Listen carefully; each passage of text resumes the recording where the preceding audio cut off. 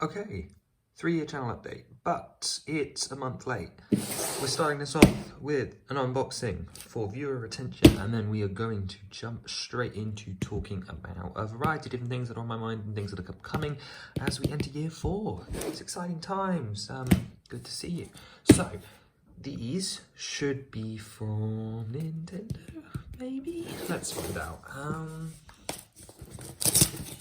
think I know what they are. I mean, sort of red inside, so yeah, it's the big man. Okay.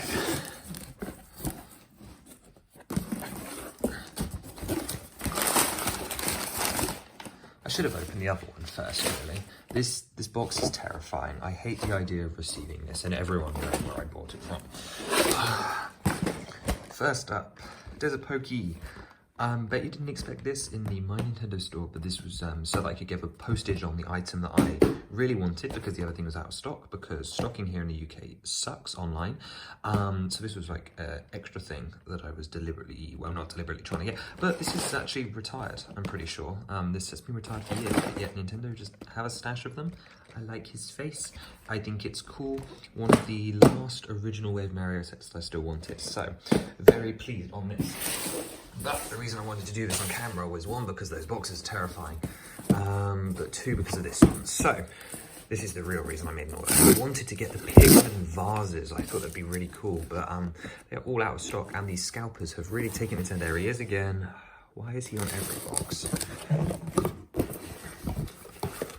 Hey, this is what we were after. Look at that. They did a good job with this one.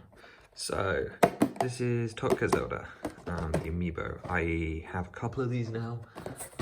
Skyward Sword and Breath of the Wild Archlink, I think it is. So, I wanted one for this game, and she has a good arc. So, very, very cool. Shall we open it? Not on camera, I'll come back. So everyone was actually curious how I open these, because they are difficult to open. Let's put it down. I sort of cut the plastic really weirdly, because I don't like ripping off the cardboard. I had this problem back with like the Disney figures back in the day, but I'll get the information out in a minute on my own time. But yeah, I sort of cut the plastic with a kitchen knife. Very dangerous, don't do that at home. So, I don't really collect them, to be honest. I just tried to get the ones that I like. Yes. No one's talking about this, but yeah, in Memory 18, Triforce appears on her hand, and it's here, which is super cool. It's a lovely figure. This is well done, well made. I like that she's in that floating pose. I think it's very cool. And all of the details are really nice. So let's look at the sword here. Sword's still in its reconstruction form, the sword that grows ever stronger. Oh, this is an awesome figure. Don't like the back so much, so I don't like these stands, but I'm glad that it is on the base, because Ganondorf's on like a tan plate, and that's weird. I wasn't hugely big on getting his, but I don't have a Zelda, so I thought this was a good one, because I do quite like the outfit, and those Mayan stylings are pretty cool. So, there's the haul. Yeah, I don't know why I chalked this onto the front, really. So we're going to do an update today. So we are going to go over to Digital World now, and we're going to talk about what's coming in the next annum, in a sense, in our next year, as well as I want to talk about my final opinions for Tears, as well as the movie announcement, because that happened, and that totally isn't why I'm shoving all of these ideas together. So let's go do that now. Right, so after all this time, I can't believe that it's finally been, well, over 3 years. As I said in the chaotic intro that probably means no one's still watching, it's been 3 years and 1 month, and I'm sorry for not really talking with you guys more about what's going to be happening in the time upcoming. So obviously a couple of big things been happening recently, namely, of course, the announcement of the movie for Legend of Zelda, which is awesome, as well as obviously the big change in people's opinions for Tears of the Kingdom. So we're going to talk about those a bit later. But starting us off, I want to talk about me and what's going on here. So this video is happening now because, well, one, I wanted to wait for the Nintendo Store order because I thought it would be fun way to show it off, but two, because we've changed a laptop. So my old laptop, after only 1 year and 1 month in service, screened, like black screened. I'm not happy with it, and therefore obviously had to buy new ones. So it's caused a little bit of disruption to the service. However, we've now got a plan for the rest of the year, and we'll be seeing at least 2 more of the Wave 8 custom sets, namely being The Stormwind Dark, obviously coming up next week, as well as one more in December. There will also be a couple of our customs, obviously our traditional Christmas something related. Not going to be an advent calendar this year. I've decided that the ideas have sort of run their course, and until I get an idea for a new one, either with a new game, the movie, or if I come up with a better plan for a Tears one, there'll be something related there. But we're going to try something different this year based off something else that LEGO has done in the past.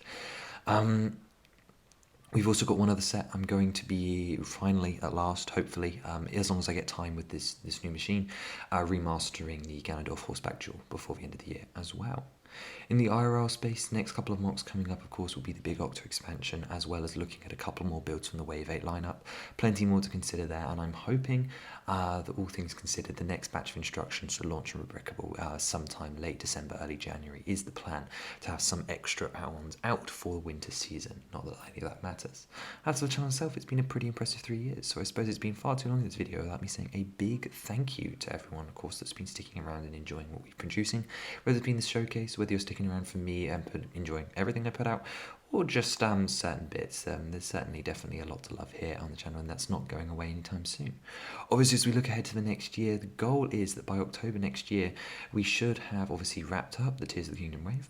Development on part 2 is going ahead steadily, as while I did think I'd lost all of my wave 8, including part 1, with my laptop's crash, I was able to recover all of the data successfully, but it has been a stressful couple of weeks, hence why this video is being filmed about 5 hours before it's going to be uploaded, which means I'm up incredibly late.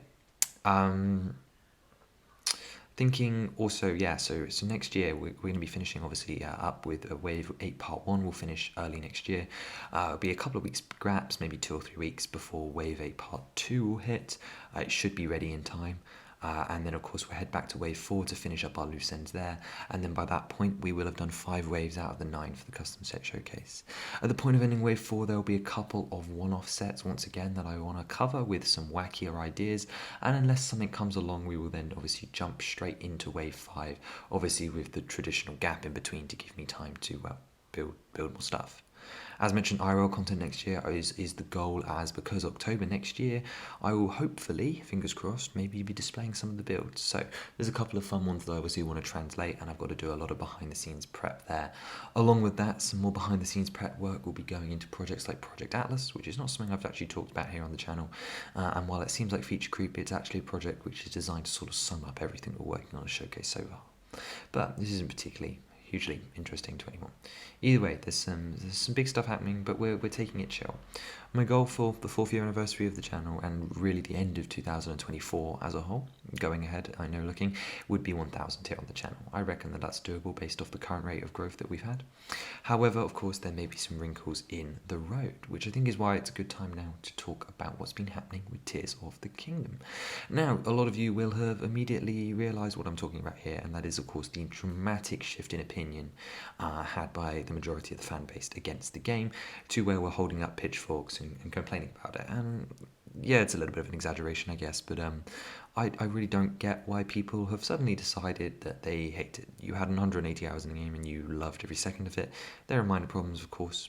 No game is perfect, but I really don't know what happened here. I will point out, of course, that this is something that's happened before. It happened with Wind Waker, it happened with Skyward Sword, specifically a couple of months after release, and everyone lambasted on Breath of the Wild's bosses and dungeon design when it came out as well. So trends like this are not new at all. However, this one does seem particularly bad. I want to offer my own take on it as well. As well as talk about my final opinions on the game, because I'm finally happy that I can make a review. I'm not going to do a full thing because I've already done it sort of twice. But initially, I just wanted to mention that I think it's really dumb. I think people need to stop hating things and enjoying things for what they are. And I'd also like to point out that I don't think that the fan community as a whole, for Zelda specifically, doesn't know what it wants anymore. And I think that it's time to stop viewing traditional Zelda. That was a time in Zelda's life. We're now in somewhere new. So I think it's time that we guys get on board with that and start embracing change a little more. Would be nice. We can still be bitter. We can still be upset about the lack of merchandise and how Mario gets treated better. That's all fine. I'm on board with that. But guys, Tears is kind of great, and even if you've got a couple of issues with it, let's not let that ruin what we've achieved here, because you're already harming a very dangerously risky Game of the Year race, which we're probably going to lose anyway. But if the own fan base is divided against it, then it's not going to stand a chance. I mean, so yeah, Tears is my game of the year, and I want to offer this as my take as to why things have performed differently this time around. One, hate culture has stepped up, and actually we'll talk about that again in a second. That's the big one. But two, opinions were obviously blown out the water. There have been a couple of prominent faces in the theory community that have come out and suggested that they think they were expecting more from it because of the theories that they made. This is utter stupidity. They are part of the reason that the hype got so out of control. I want to put forward as my main theory, though, here, is that the way we consume media has changed, and you can actually see this across all of YouTube and all of social media in general. The rise of short form content and shorter attention spans in kids has shifted the way we look at things. We're always on to the next new thing, and nothing is lasting as long as it would in the mainstream news cycle. Tears is still a 96 on Metacritic and 10 out of 10 on many, many game sites. It's still a bestseller game, and I want to point out a couple of points against people's different opinions. So firstly, the gameplay loop, I still stand by. It's the best gameplay loop I've ever experienced in any game. The way that the sky depths and land integrate to each other and send you between the three regions to create tasks which actually send and encourage you to go down into other regions, such as the mirroring between the depths and the sky, and the old maps the depths and the surface, and the mirror the maps that send you down from the sky to the depths is really well connected. So I still stand by that the gameplay loop is the best thing I've ever seen in a game, full stop. Story definitely still stands as slightly weaker than Skyward Sword, however, incredibly strong, specifically really powerful moments that work really well because Breath of the Wild and Tears of the Kingdom are so character-based, and we really grow to love the characters. I will say that one of my personal nitpicks with the game is that I never felt attached to the champion descendants as much as I would with the champions of Breath of the Wild, but that's really because we had no memories and no time to build up with them, and having them run around in a circle around me, while cool, is unfortunately not a way to build a connection with the character, especially when it's an avatar. I will also address that the sages, is a problem. However, I don't see a way that it can be better implemented and still be as fluid as it was and still get the method across. The whole feeling the game is connected, and I do have to admit that by the end of the game, you really do feel like there's an army with you, and I really do think that all five of them add to that really, really well. Other minor story complaints is I think the foreshadowing was done way too heavier. You could really easily tell that she was going to draconify very early on. Oh yeah, spoilers, by the way. And that was a problem because it felt really, really heavy-handed, specifically considering how subtle some of the other foreshadowing and methodology can be in the series.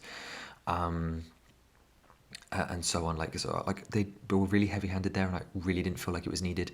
Certain things could be taken out of the memories. I want to say that the better example of foreshadowing done in this game was Minoru being in the Pure Pad. It was really nicely hinted at with her scarf being in the box and that orb in the memory, and then suddenly you find out at the end of Spirit Temple. And you kind of are shocked, but you can piece it together if you want to. But they keep flashing back and showing all of these different clips, and she says, "I know what I need to do," and they mention even like 3 members before. It's like, that's the forbidden act, and then Minoru goes, "No, you can't do it. It's just too heavy-handed. Come on, our storytelling's better than that." So that was a little disappointing. Similarly, with the story, I also have a problem with the Secret Stone Demon King cutscene that was repeated 4 times. I really don't think in a world of non-linear storytelling it would have been that hard to recreate, I don't know, what you can do with dungeons in any order, so keep Minoru's as special, even if you do it first, and then it's just 16 combinations of cutscenes. It really wouldn't be that hard and that much extra work, and it would add that so much replayability. There'd be people that would replay them to get these small variations on these cutscenes, depending on what order you put them in, and they would each reveal either a little bit more about a sage, the connection to the descendant of a champion, a little bit more about their emotional journey, so Tulin growing up, Sidon dealing with loss, and getting not confident in himself again. I don't know what his arc was this game. I will say that I was really impressed specifically with Sidon and Tulin's arcs in this game. I think they were well handled, and that was great considering, at least in my opinion, Riju and Yunobo had the bigger arcs in Breath of the Wild, whereas Sidon just sort of showed up, and Tabor also just showed up. Other areas of complaints I've heard is I've heard people complain about the lack of stuff in the sky. I think that's a deliberate choice, similar to how I feel that Minecraft never tests all of your skills perfectly. I think that the Sky of Tears of the Kingdom is designed to be a perfect use of all of your Zonai capsules, as well as a test of your stamina to get between each island and puzzle solving, and I think it's really well designed. Yeah, of course you would have wished for more and more unique islands, of course, but I don't really have a problem with them because there are so few. I started to get sick of the crystal quests by the end, but more so on the land rather than on the sky there. When it comes down to things like The skylines themselves, some of the most fun I had on them was using various different zone capsules to actually climb between them and go distances, and I think that was incredibly well done. I've heard a lot of people also complain about the mobility, saying that it inundates climbing and horses because you can shoot yourself out of towers and fly all over the place, and I think that was necessary. I'm one of the few people that, as a filthy casual, found exploration in Breath of the Wild to be a little slow at times, and I do fully think that they fixed that in this game. It felt fun to travel everywhere. I had multiple options, and it never felt like I just wanted Link to speed up, which is awesome. So I think they nailed the exploration, and I really don't have a problem with how any of it was laid out. Obviously, some complaints have also been levelled at the depth, saying it's repetitive, as well as the gameplay loop and there being not so fun. I actually do find it quite nice to take slowly and sort of uncover piece by piece. Of course, people have problems with reward scaling, but that's always been a problem in Zelda, so that's neither here nor there. Some of the other big complaints levelled at the game are, of course, the clunky abilities, and I don't think so, as well as the puzzles. I wanted to address this one because, again, as a filthy casual, I actually love the puzzles. People have often said that the shrines feel more derivative or more just like you're slapping pieces together, a building puzzle to just to no avail. However, I think it channels that perfect create and real-life energy where seeing stuff like real-life Jenga or being able to build a car brings me so much joy. It's creative real-life engineering problem solving, and that just appeases my brain. Every single shrine was fun. There were 3 exceptions. The Hatena shrine with the balls, I just think it was boring. The sand shrine in the Gerudo Desert, wherever you have the ball shoots over the other side and then you have to go over and get it. It's just kind of weak. And the tutorial shrine on sneaking, because the constructs are way too sensitive for sneaking. Don't know. Those are the only 3 shrines that were bad in the entire game. The rest all hit, and there are some absolutely crazy moments, such as the low gravities. Proving Grounds of the Hunt specifically also wins my attention with the little Roombas, as well as the Proving Grounds vehicles. It was also a lot of fun. Loads of really fun concepts. The Proving Grounds themselves really showcase the abilities and how well they link together. All the abilities are an upgrade. I don't care what anyone says, and they fit so well together. It's synergy. It's parts of what complements that gameplay loop to be together. Overall, an incredibly strong experience, and I've barely talked about part of it. People did also complain about the exploration, and this is where I'm going to leave it for today. And again, I want to counteract this point, just like with the shrines when the puzzles were designed for me, is that exploration was fun for me in Tears of the Kingdom because I wanted to revisit all these areas that I loved and cherished and had special memories attached to in Breath of the Wild and see how they changed, even if it was, say, a debris falling on Pondo's lodge, leading to this mystery. Of what happened here, or just big things such as like what's happened in the big towns and cities, or oh no, there's a blizzard, or small things like Huston having his construction business, and all these really cute little things. So many little things to pick up on, and so many locations to come back to and go, oh, there's a well here, or oh, look what happened, or oh, that's so sad, right? All these little things, so very cool, and having stuff like Lookout Landing in the middle of the field is really awesome. Speaking of Lookout Landing, that handles progression really well. The fact that a flag and a NPC appears after each dungeon, and it's like sort of decentralized from the main quest, like you can do it whatever order and it will still work, is exactly how dungeons should have been tackled, and I think that the story is definitely possible. However, I'm not going to give them too much like flack for it because they're at the forefront of the game. They're reinventing Zelda for themselves, and you know they got to take time. Exactly, like this game is no worse off than TP or SS or MM even. Like there are so many flaws with all of these games. No game is perfect. I wanted to finish off with talking about mystery in the game. This is more of a writing complaint, and this is going to come into our third topic for today, which, if anyone's still here, is going to be the movie announcement, which I have many thoughts on. And that is how the game handles mystery. And I think it's an unfortunate nature of the non-linear narrative that mystery is not handled particularly well in the game. Ganondorf's non-active role in the story does bother me slightly, and the fact that everyone keeps guessing as to what's happening with Zelda and never gets any wiser despite having done things out of order makes me think that a couple of the reveals should have been held back for later, just so that things could have played out differently, right? Like, Papa Zelda should not be obvious. She should not be in... That dragon tier should be locked somehow. Like, I don't understand how. I don't know how it works, but there are certain things that work better blind, because in the second half of that game, the moments really start hitting. Now, all of the temples have their amazing lead-up, specifically, obviously, Wind Temple, and hearing the champion themes in all the dungeons is amazing. The dungeons themselves are a step up. However, I was really disappointed by the use of terminals, specifically once you realise that it is just a divine beast without tilt controls. The theming is better, the lead-up is better, the engagement is better. However, did it have to be terminals? I think this would have benefited more from a Skyward Sword approach, where at each sort of mini-puzzle, you gain a part of a key, then you ultra hand the key together and have to rotate it to fit it in the slot to unlock the terminal, which then has to be activated by the champion, meaning that the champions aren't involved apart from minor puzzle or enemy combat, however you want to use them throughout the rest of a dungeon.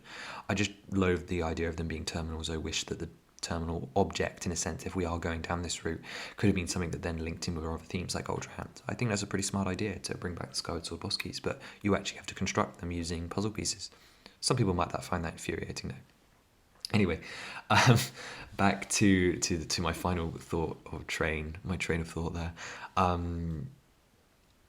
Yeah, well, there are some amazing high moments in the dungeons, of course, when the sage themes swell. Then at the end of the four main regional phenomena, you of course come back to Lookout Landing, and the most sinister music plays, and it is potentially one of the strongest moments in the game. Going up to Hyrule Castle with that music and the thunderstorm, and chasing her around, and then coming in the Phantom Ganon boss fight. It's so good to see Puppet Zelda back in 3D.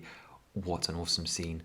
Not to mention, of course, the Tears of the Dragon, Sonia's death, Sonia and Rory and the gazebo all stand out as favourites, but of course, the highlight of the Dragon's Tears memory is the transformation memory. Protect them all with the haunting version of Zelda's Lullaby. It's so beautiful. Back into the main quest, having a fifth dungeon in the game was really, really helpful. I was disappointed when it was the four in the same location, so having that fifth one was really, really special. Thunderhail whole sequence, amazing. Miniatures Construct, a great inclusion, and I want to point out the use of leitmotifs in Colgera to make that sound that sounds like wind, and then the gong of a starting boxing match throughout the Seas Contracts fight make them some of my favourite tracks in the game. Once again, the music actually slapped this time. Breath of the Wild has a more subdued track, but still has some amazing hits.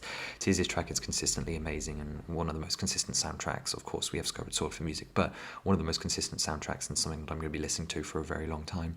Those tracks were also, of course, expanded upon by stuff like Demon King's Army, Colgera, Demon King Ganondorf, Demon Dragon, Final Catch, Starfall main theme, just to name a few. Seas Contracts, Sludge-like, Lookout Landing, Sinister, Hyrule Castle Sky, Hyrule Castle Ground, Raru's Farewell, all beautiful tracks.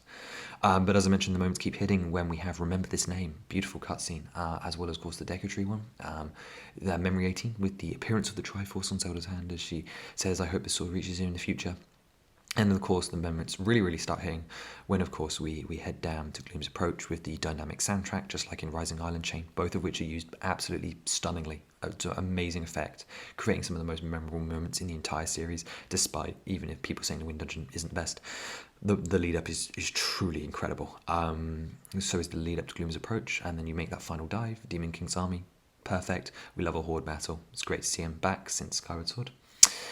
Followed by the boss scene with the sages appearing. You don't have to fight all by yourself, you know. I know it's out of order. Then Ganondorf's monologue. They're sealing me in as one of the better versions of the character. I think Wind Waker takes top spot, but then I put Tears in second. Then, of course, the fight, the second most challenging fight in the series, behind Demise, of course. And a truly incredible fight with many, many moments, the health bar and all of it. Wow, just amazing. The quiet silence of the duel at the beginning, then the introduction of the sages in the chaos mode, and then the theme ramping up and including more of Calamity Ganon's bits. I would say it does make me appreciate Calamity Ganon a little bit more for being so unique. I never had a problem with him, a lot of people did, but I think Calamity Ganon was a really special boss and felt really, really epic, and so did Dark Beast. Once again, I want to point out this change in Tears of the Kingdom opinion. It's like you're saying that Breath of the Wild has a better story, but yes, Breath of the Wild does have a better story because it's tight, succinct, and is really, really emotionally powerful with the Apocalypse line, but Tears' story is just built off Wild. It's so integrally interconnected, and I would say that I enjoyed Tears of the Kingdom story because I love Breath of the Wild, right? And because I have that impact from the story. And while it frustrates me at times when they don't link together and they don't really share a chronology, or it's difficult to see that, overall, my experience with Tears is loved because of Breath of the Wild.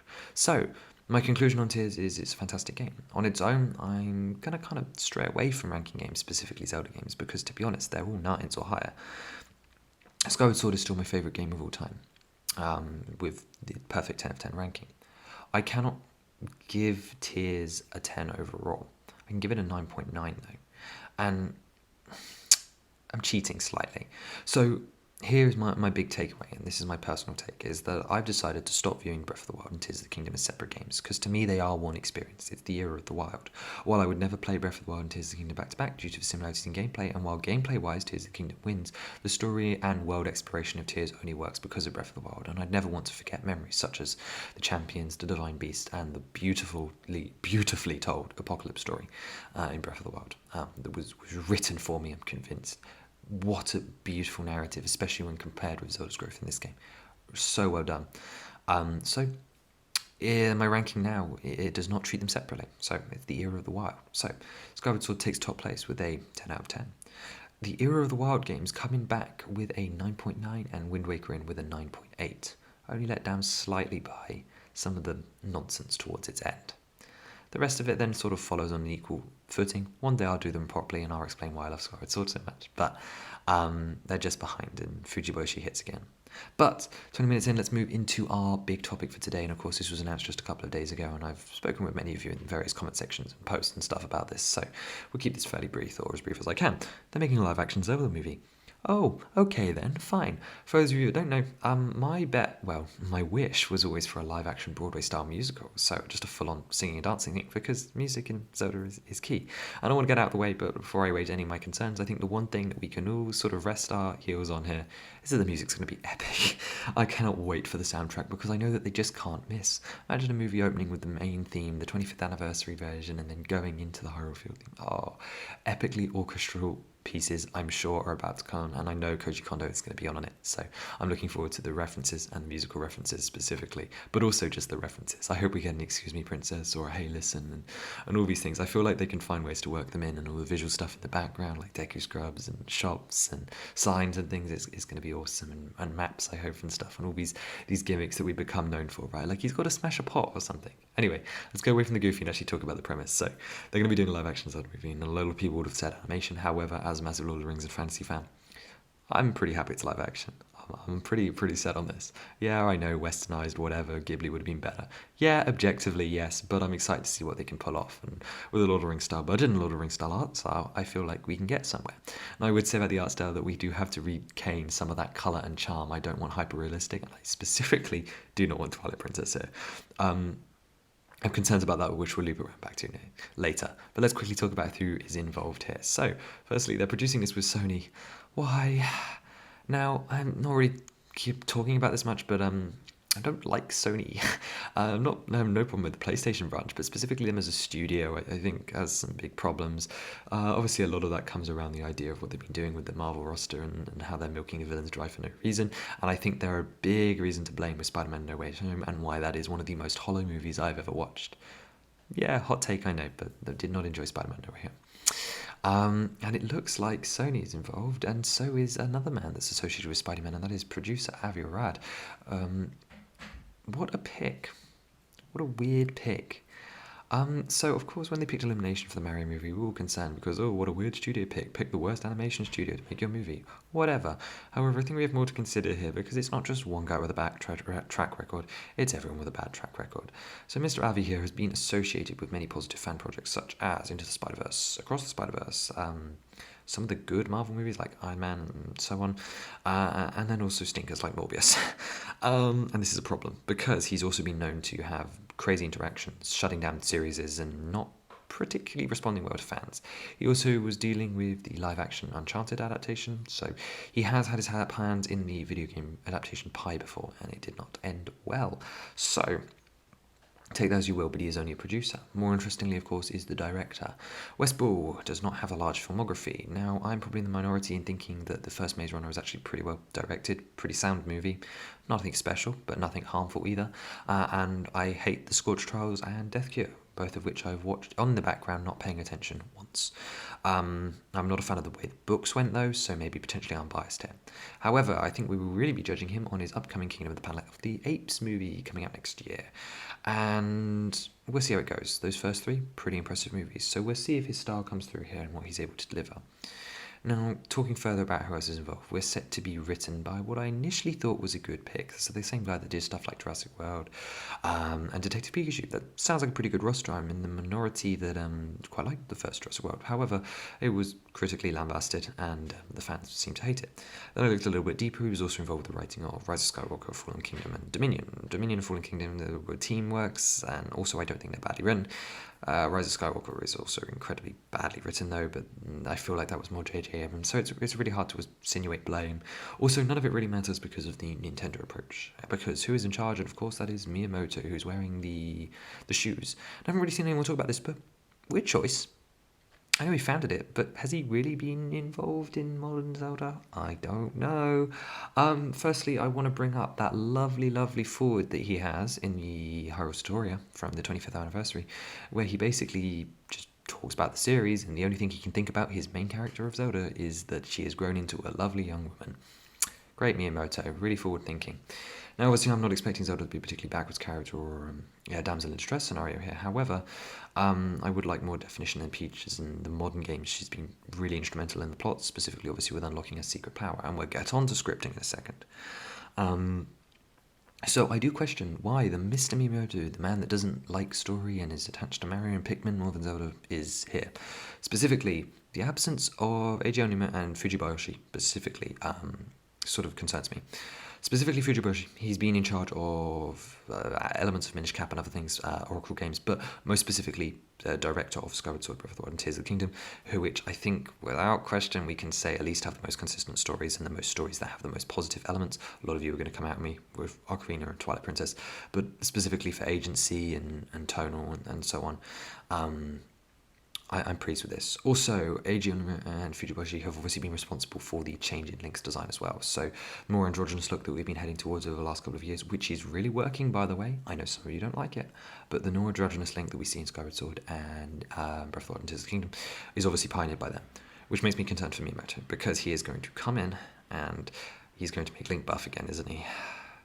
Specifically with live action, I really hope we're not heading towards a westernization. Specifically because Ocarina of Time and specifically Twilight Princess are so westernized towards modern audiences. I'm really hoping that we stay away from a lot of the tropes in that regard. Link needs to remain the character he is in the modern games, I think, to make the best impact here. Because Twilight Princess Link, I just don't like him and I don't like his art style. Specifically, I do not want the tunic to be over-detailed. Costume design is important here, and in order to regain some of that bright and colourful look, we don't want to go over-detailed. You'll notice that the Lord of the Rings costumes are intricate, but not hyper-realistic, so stitching on Link's tunic needs to be pretty subtle, in my opinion anyway. Which brings us to the main man himself, of course, and that is Link. So, I share the view, along with everyone else, and if you're against this, you're crazy. Link should be cast as an unknown actor, and so should Princess Zelda. These two are too important to have A-listers in the role, and they need to be completely alone. Specifically with Link as well, he's going to talk, get over it. However, the voice and accent are a big deal. He should have no accent, because any accent is going to be distracting. This voice needs to be almost nothing. We just need slightly higher pitched male voice, no accent, with a tinge of depth, but nothing squeaky, nothing smouldering. Just a guy, but like slightly younger. Ideally, we'd like a correct age casting. That would be fun. But knowing Nintendo, I think it's safe to say that there will be A-listers involved, so I would beg that they would keep it to the way Harry Potter did it, keeping unknown child actors to row into the roles, but using legacy actors to bring up the cast. Specifically, starting with the main role here, which would be Ganondorf. He's the only character I've ever been able to fan cast, and I am on board with the Idris Elba train. I think that man can pull it off. Please tell me he's interested, because the most important thing is that we get actors that are passionate here, of course. So beyond Link looking like Link and talking kind of minimally, I think it's important that he doesn't quip too much. Humour style here, with such a heavy Marvel influence on the production, I'm pretty excited for the action sequences. I think there will be some cool choreography pulled off and a nice tone to that kind of thing. However, I'm worried about the quips. Now, personally, I wouldn't mind if we had a companion that was quipping, and that way Link would be able to sort of bounce off them but stay more silent, because his dialogue should be pretty low. He doesn't have to speak much to be likeable, however he needs to speak enough to be likeable and sort of contrast against that character. Sort of like an early Geralt in a way, but less gruff obviously, but just kind of cute. Like, you just want to hug him, right? Like, that's just it. He's just like, you are adorable and you care so much, but also you are so strong. And I hope to keep the androgynous design. I'm personally hoping for green tunic over Breath of the Wild, but that will come into, of course, whatever story they decide to choose. Can we move on to that now? No. Yeah, I want to see Tingle. I want to put that out there. I think that things should be a little bit wild, a little bit crazy. We need to have that kind of that vibe to it, because the most important thing here is sort of the spirituality, the tone, the depth. It was incredibly nuanced, and people don't give it the credit because they tell simple stories, but they tell them effectively with good characters, and that's what I want, right? I want to be invested in whatever universe they create, what characters they used, and in the outcome. So, there's probably more I could talk about. There's probably more I've even said elsewhere and just haven't brought up today, but these are sort of like the biggest points, I guess. Okay, so onto the actual adaptation itself. So the looks are important. Ember Labs is obviously the ideal, but we're not going to get that. So just well-integrated CGI, big budget obviously to achieve this, and a full-scale epic story, right? We're epic fantasy. This is the last big epic fantasy IP that needs to be adapted, and we need to see that world brought to life in lush reality, with proper music and proper stakes. So 3 scenarios for you. 1. Okay, 4. 1. I get my Broadway musical dream. It's not happening. By the way, if you're interested in the concept of a Zelda musical, Songs of the Wild, have a look. The first 4 songs are out now. They're still working on the rest, but incredibly good. Proper Broadway style. Please do give it a listen. It's incredible. Anyway, okay, so proper scenario 1 is an adaptation of an existing game. I think this is pretty unlikely, personally. So let's move on to option 2. I just don't think they're going to do it. It's going to be an original story.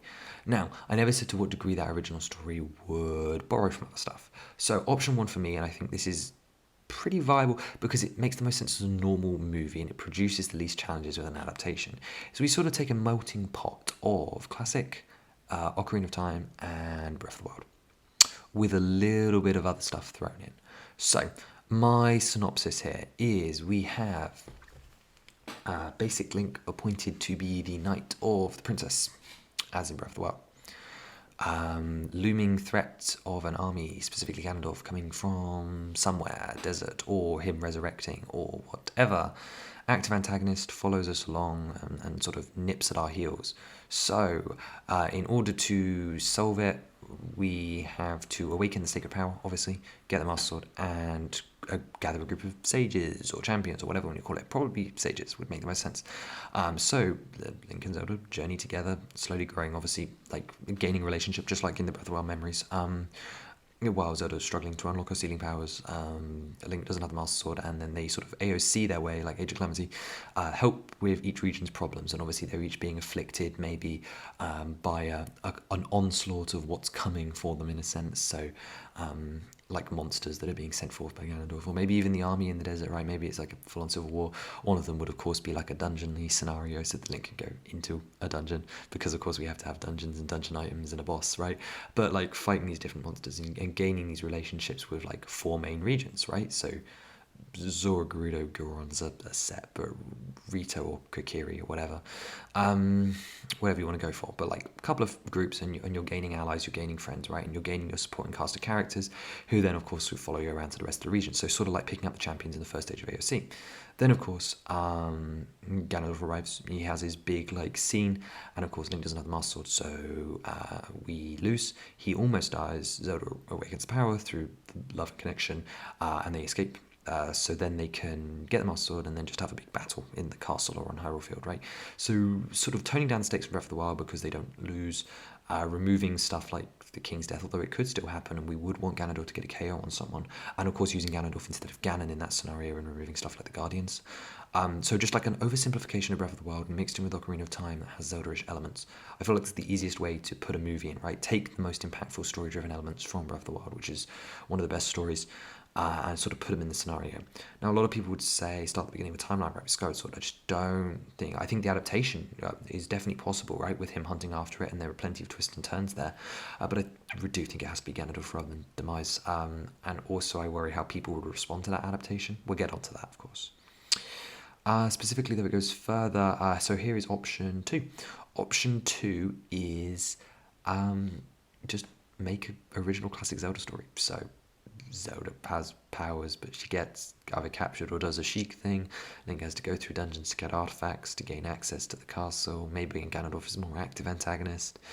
So we do dungeons, we do bosses, we meet people. The people come up to help at the end. We break into the castle, we have our final showdown, and he turns into a boar and we do light arrows, right? Like just a simple basic plot.